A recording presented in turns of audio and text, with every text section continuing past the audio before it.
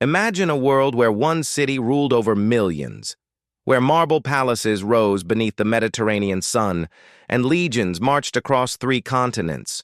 A world where power, wealth, and ambition seemed limitless. But power has a price, and even the greatest empires eventually fall. This is the story of Rome, the empire that conquered the known world and then destroyed itself from within. Was it greed, corruption, invasion, or something deeper, something written into human nature itself?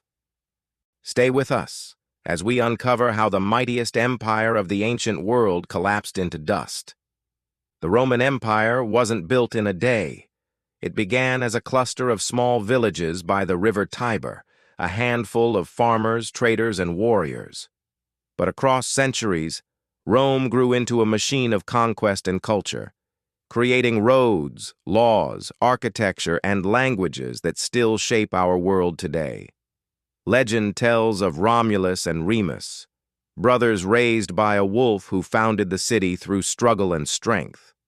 By the 6th century BCE, Rome was ruled by kings, but the Romans despised tyranny. In 509 BCE, they overthrew their last king and built a republic, a system where citizens voted, senators debated, and no single man could hold too much power. Rome began expanding, first through Italy, then across the Mediterranean. Its true weapon wasn't just its army, but its discipline, organization, and ability to adapt. The legions were unmatched, and Rome's roads and alliances turned enemies into partners.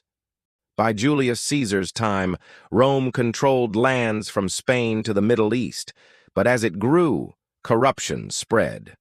The rich became richer, the poor grew desperate, and soldiers began serving generals instead of the republic itself. Caesar, brilliant, fearless, ambitious, crossed the Rubicon River in 49 BCE and plunged Rome into civil war. When he declared himself dictator for life, the Senate struck back. On the Ides of March, 44 BCE, they stabbed him to death, hoping to save the Republic. Instead, they destroyed it. Civil war followed. Out of the chaos rose Caesar's heir, Octavian, later known as Augustus, the first emperor of Rome. Under Augustus came peace, prosperity, and expansion. Rome's empire stretched from Britain to Egypt. For 200 years, this was the Pax Romana, the Roman peace.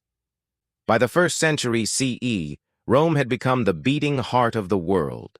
50 million people lived under its rule. Its aqueducts carried water across mountains. Its laws shaped nations.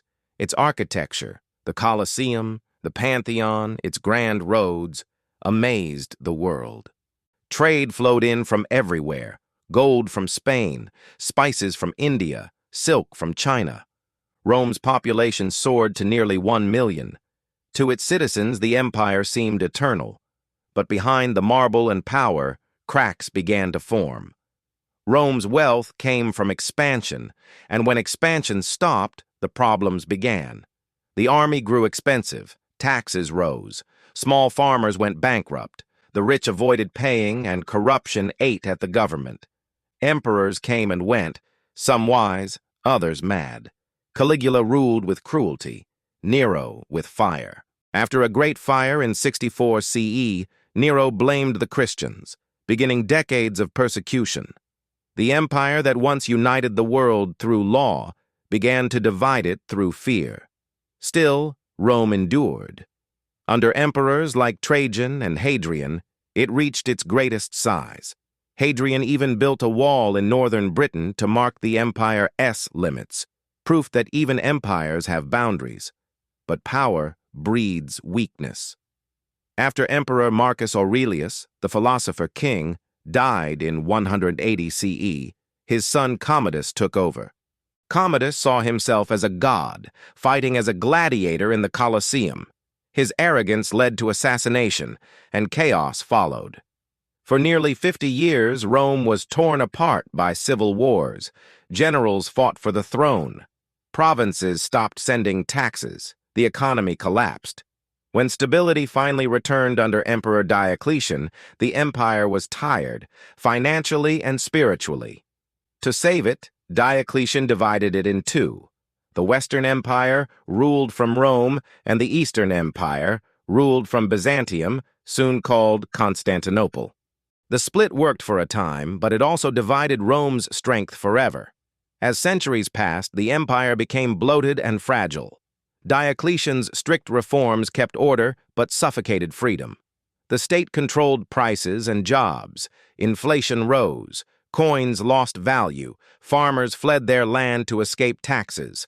Rome was slowly eating itself from within. Corruption spread in government and the military. The legions, once Rome's pride, were now filled with foreign mercenaries loyal to gold, not country. And beyond the borders, new powers were rising. The tribes Rome had called barbarians, the Goths, Vandals, Franks, and Huns. At first they traded with Rome, sometimes fought for it. But as the empire weakened, they saw opportunity. In 378 CE, the Visigoths rebelled and crushed a Roman army at Adrianople, killing Emperor Valens. For the first time in centuries, Rome had been defeated, not by a rival empire, but by the people it once looked down on. Then came a change that would reshape the empire forever: Christianity. For centuries, Christians had been hunted, but in 313 CE, Emperor Constantine legalized their faith. He moved the capital east to Constantinople, a rich city at the crossroads of Europe and Asia. It became the new center of power, and Rome began to fade. Christianity united millions, but also divided them. Old gods were abandoned, temples closed. The unity of Roman identity, being a citizen of the empire, fractured into faiths and factions. The Western Empire, poorer and weaker, began to crumble. From the east came the Huns, fierce horsemen who drove terrified tribes westward into Roman lands. Rome could no longer defend its vast borders. The legions were overstretched, underpaid, and demoralized. In 410 CE, disaster struck. The Visigoths, led by King Alaric, marched on Rome and sacked the city. For 3 days, the capital of the ancient world burned. The unthinkable had happened. Rome had fallen to those it once ruled. Though the city survived, its spirit was broken. The empire's enemies were no longer at the gates. They were inside.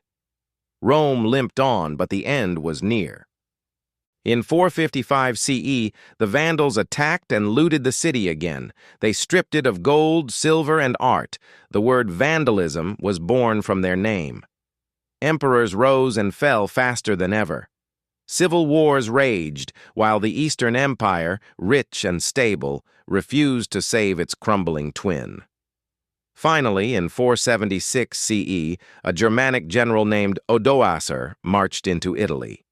The Western emperor was a 16-year-old boy named Romulus Augustulus. His very name, Romulus like Rome's founder and Augustus like its first emperor, seemed poetic. But the end had come. Odoacer deposed him without a fight and declared himself king of Italy. The Western Roman Empire was gone. And yet, Rome didn't truly die. It changed. In the East, the empire lived on as Byzantium for another 1,000 years. Its scholars preserved Roman law, Greek knowledge, and Christian faith. Its art and architecture would later inspire the Renaissance. But in the West, Europe entered a new era, an age of chaos, kingdoms, and faith, the Middle Ages. The fall of Rome wasn't a single event. It was a slow transformation, a lesson written across centuries. Rome fell not only to enemies at its borders, but to the rot within: greed, corruption, arrogance, and the loss of what once made it great. Yet Rome's legacy endures. We still walk its roads, speak its languages, and live under laws it inspired. Its ruins remind us of human greatness and human fragility. Rome teaches us that no empire, no matter how powerful, is eternal. But it also teaches something deeper.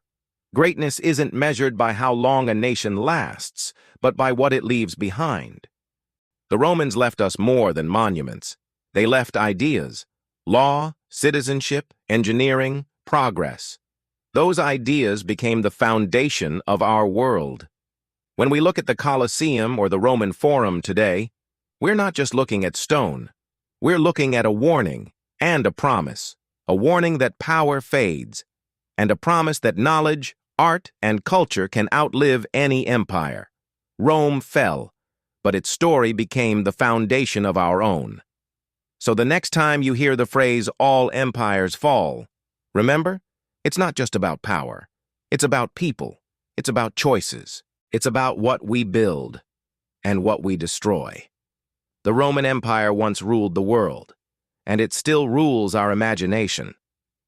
The question is, what will history say about us? Thanks for watching. If you want to explore more stories that shaped our world, make sure to subscribe and hit that notification bell. See you in the next one.